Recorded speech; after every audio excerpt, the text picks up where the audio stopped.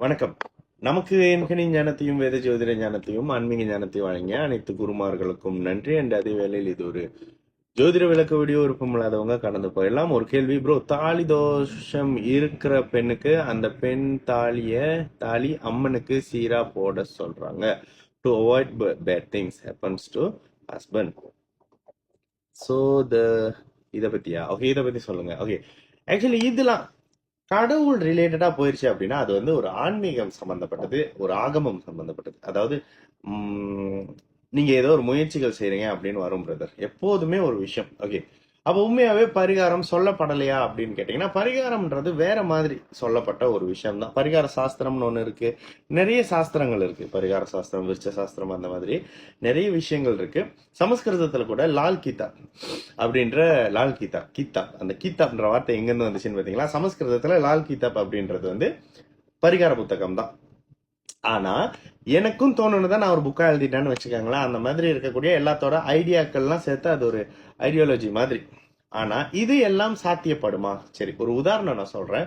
இப்போ நீங்க சொன்னது கடவுள் ரிலேட்டடான விஷயம். உங்களின் நம்பிக்கைக்கு சில இப்ப அன்னைக்கு கூட ஒருத்தவங்க ஒண்ணுமே இல்லையான்னு கேட்டப்ப சரி இந்த மாதிரி பண்ணுங்கன்னு நானும் சொன்னேன். இந்த மாதிரி பண்ணுங்க, ஆனா இதுதான் பிரச்சனைன்னு நம்பாதீங்க. இதுக்கும் உங்க ஜாதகத்துக்கும் இதுக்கும் உங்க மகளோட ஜாதகத்துக்கும் சம்பந்தம் இல்லை. உங்க மகள் ஜாதகம் ரொம்ப நல்லா இருக்குன்னு சொல்லி தெளிவா சொல்லி தான் சொன்னேன். அந்த அந்த கேர்ள், அவங்க பிரதர், அவங்க அம்மா 3 பேரும் அந்த கான்ஃபரன்ஸ்ல இருந்தாங்க. அவங்க கிட்ட இதை நான் கிளியரா சொல்லியிருந்தேன். ஜோதிடத்துக்கும் ஆன்மீகத்துக்கும் சம்பந்தமே இல்லை. அதே நேரத்துல இந்த இந்து மதம் ஜோதிடத்தின் அடிப்படையில கட்டமைக்கப்பட்டது அப்படின்றத பல இடத்துல பல முறை சொல்றேன். நீங்க எந்த ஃபங்க்ஷன் சொன்னாலும் அதுக்கு நான் ஒரு ஜோதிட வழியா ஒரு விளக்கம் உங்களுக்கு கொடுப்பேன். ஓகேங்களா? இந்த இந்துஸுடைய கல்ச்சர்ல இருக்கக்கூடிய பெருநாட்களுக்கும் சரி, விசேஷ காலங்களுக்கும் சரி, அந்த மாதிரியான ஒரு விஷயம் தான். அதனாலதான் ஒரு விஷயம் அப்படின்னா உடனே பஞ்சாங்கம் பாக்குறது, நாள் குறிக்கிறது, இதெல்லாம் நம்மளுடைய பழக்கமாக இருக்கு. சரி, இப்ப கேள்வி, இது முழுக்க ஆன்மீக ரிலேட்டடான விஷயம். இது நீங்க கொடுக்கறதுனால மாறிடும் அப்படின்னு நான் சொல்லவே மாட்டேன். ஆனா இது கொடுக்கறது உங்களுடைய நம்பிக்கை. ஓகேங்களா? கடவுள் நம்பிக்கையை மறுத்து பேசுறது ஆக்சுவலி எப்போதுமே நான் ஒரு விஷயம் சொல்லுவேன். எனக்கு தெரியாத ஒண்ணு நான் இல்லைன்னு சொல்றேன்னா நான் முட்டாள் அப்படின்னு அர்த்தம். ஓகேங்களா? என்னால கடவுளை உணர முடியல அப்படின்னா நான் கடவுள் இல்லை அப்படின்னு சொல்லக்கூடாது. நானு பிஹெச்டி படிக்கலன்னா அப்படி ஒரு விஷயம் இல்லைன்னு சொல்ல முடியாது.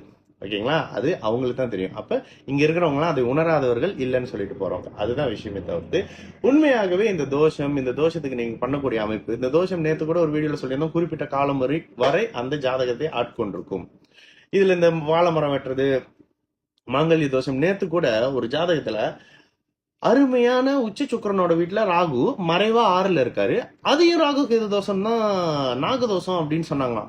நான் அவங்க கிட்ட அந்த அந்த கன்சல்டேஷன்ல வந்து அவங்க கிட்ட நான் சொன்னேன், ராகுக்கு எதுக்கு வாய் இருந்தா ஒரு ஜோசியரும் என்னென்ன கேட்கும்னு தெரியாது. என்னன்னு கேட்டதுக்கு அப்பா பாம்பு அடிச்சிட்டாராம். ஓகேங்களா? அப்பா பாம்பு அடிச்சிட்டாராம், பாம்பு மக உடம்புல வந்து பூந்துருச்சு அப்படின்னு சொன்னாங்களாம். அப்பா பாம்பு அடிக்கிறது இல்லாம ஜாதகத்துல தெரியும். ஓகே, இதெல்லாம் நீங்க புரிஞ்சுங்க. இங்க பாம்பு அப்படின்றது உங்களுக்கு தோஷங்கள் இருக்கு அப்படின்னா குற்றம் அப்படின்னு அர்த்தம். அந்த குற்றமாகப்பட்டது உங்களுக்கு இந்த பிறவியில தடுத்து வைக்கப்படும். எவ்வளவு பெரிய பரிகாரம் வேணாலும் பண்ணுங்க, நான் திரும்பவும் அடிச்சு சொல்லுவேன். ஒருத்தருக்கு 35 வயசு வரைக்கும் கல்யாணம் ஆகல அப்படின்னா ராசி லக்னங்களுக்கு 2, 7, 8வது இடத்தோடையும் 5ஆம் பாவகத்தோடையும் வலுத்த சனி, செவ்வாய், ராகு தொடர்பு கொண்டிருக்கும். அவரு 1000 பரிகாரம் தோஷம் கழிச்சிருந்தாலும் திருமணம் நடக்காது. இவ்வளவுதான் விஷயம். அப்ப தெளிவா புரிஞ்சுக்கங்க. நீங்க சும்மா ஒரு வாழை மரம் வெட்டினோடனே கிரகம் ஏமாந்துரும், ஒரு சீர் கொடுத்தோடனே கிரகம் ஏமாந்துரும் அப்படின்னு நினைச்சீங்கன்னா, அப்படி ஒரு ஏமாந்து போன முட்டாள் கிரகம் நம்மளே வழி நடத்திட்டு இருக்கா அப்படின்றது நீங்க தெரிஞ்சுக்கங்க. ஓகேங்களா? இந்த விளக்கம் போதும் அப்படின்னு நினைக்கிறேன். நல்லது நடக்கும். எல்லாரும் நல்லா இருப்போம். வணக்கம்.